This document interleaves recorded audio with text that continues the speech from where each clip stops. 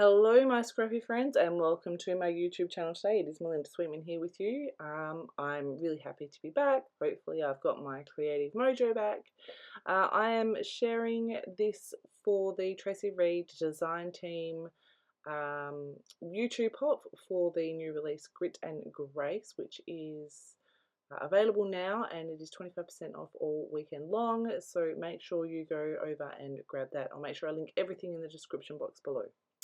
So you can see, I showed you right at the beginning what I was working with. I have printed a 12 by 12 background, I printed some 3 by 4 cards, I printed some traveller's notebook inserts, and my title.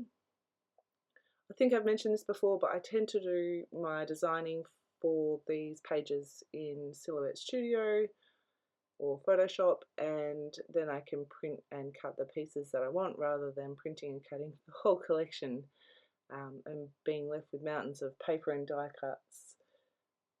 Yeah, so this works really well for me. And I printed the Traveller's Notebook pattern papers because I knew that I needed something bigger than 6 by 4, and these are sized for Traveller's Notebook pages, so they're much closer to the 6 by 4 scale than a 12 by 12 and cutting it down. I hope that makes sense. As you can see, I've got lots of patterns here, and I feel like I've done a really good job in making this page not look too crazy. You can see I've laid up those 3 Traveller's Notebook papers behind my photo, which I think really helps. You only see little peaks of them. The other thing that I'm doing here is adding some brown ink to all my edges. I feel like that separates them and gives everything kind of defined edges, which helps. I realised after I picked this journaling card that it was going to like blend into my background paper. So you can see I've got that vellum in the background. Now I actually printed a 12 by 12 for another layout that I'm going to share of this 12 by 12. This is a gorgeous pattern, I love it so much. And you'll see that early next week, I think. Can't remember. And I've used that obviously on that other one, and here I am adding it to this page as well. I knew I wanted something behind my photo and journaling box and my title, which gave enough separation between all those pieces from the background. You can see on that vellum that there is some flecks of gold. What actually happened was I tried to use my Cameo to do some foiling with the quill, and it didn't work very well, but there was no way I was going to ditch a whole sheet of 12 by 12 vellum paper, so it went straight back into my stash, and I think it just kind of blends in. It's there, but it's not like, wow, what have you done here? So I'm making sure that everything is straight because I've got this big box that I'm laying on top of everything, and I've got that torn edge at the bottom. I did want to make sure that everything on here was straight. I'm just using my T-square ruler for that.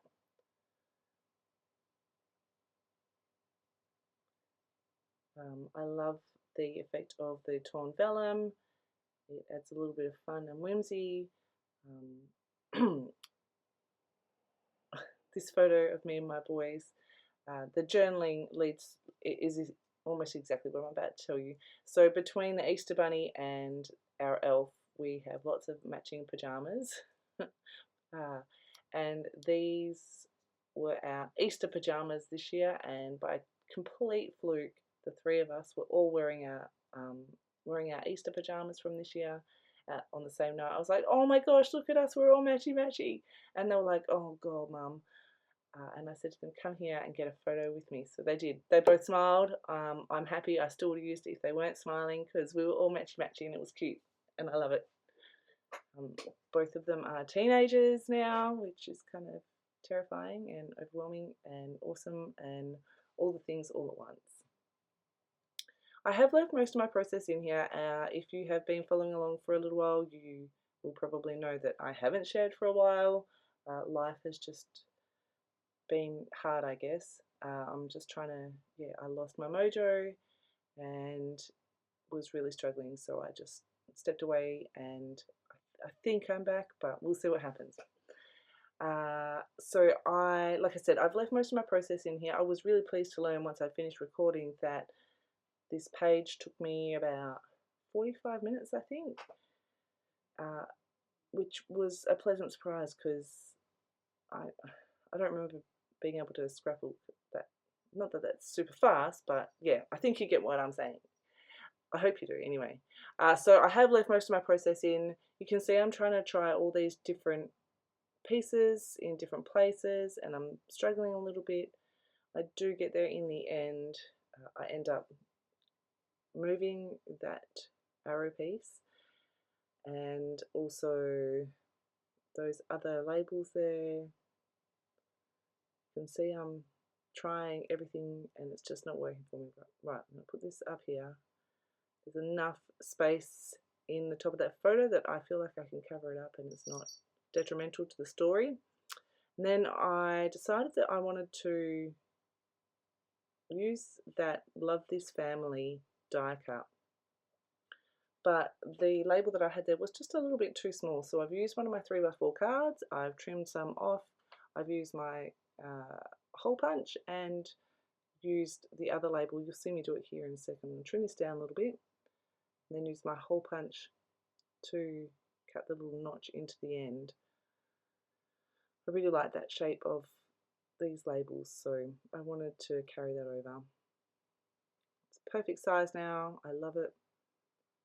One of my favourite things about digital collections, and I've said this before and I probably will say it forever, is you can print the pieces that you want as many times as you want at whatever size you like. It's amazing. I love it so much. Alright, so I've got that there. I'm using Dough Ink by Pink Fresh Studio to ink all my edges. It just brings everything together and makes some of those patterns are really busy, and it makes it all just kind of tones it all down a little bit.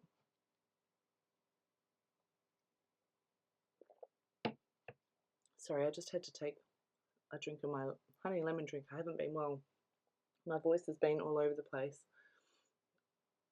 Alright, find a place for this little tag, this little label. Make sure I ink that up.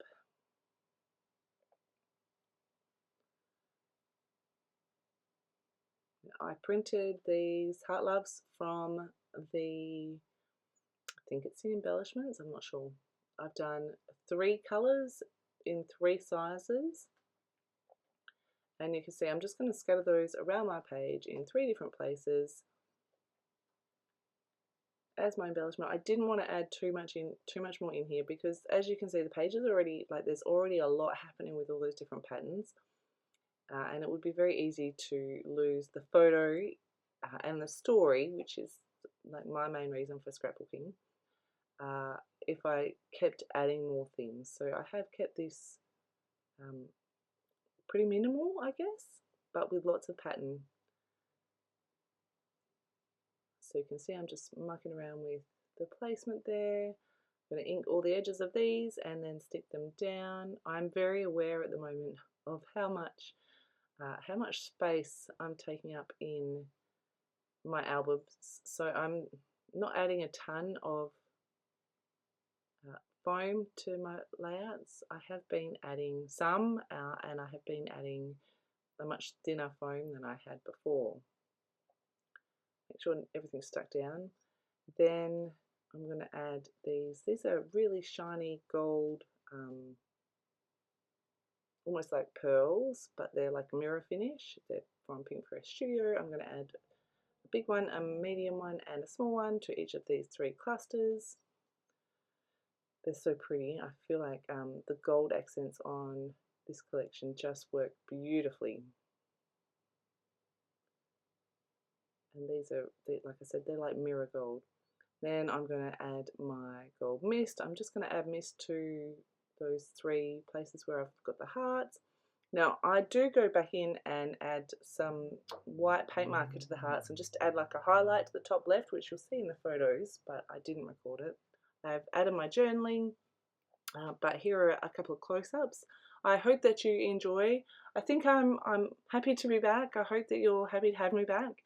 And I will definitely be back in a couple more days with another Grit and Grace process video for you. In the meantime, have a fantastic scrappy day, my friends, and I will speak to you in my next video.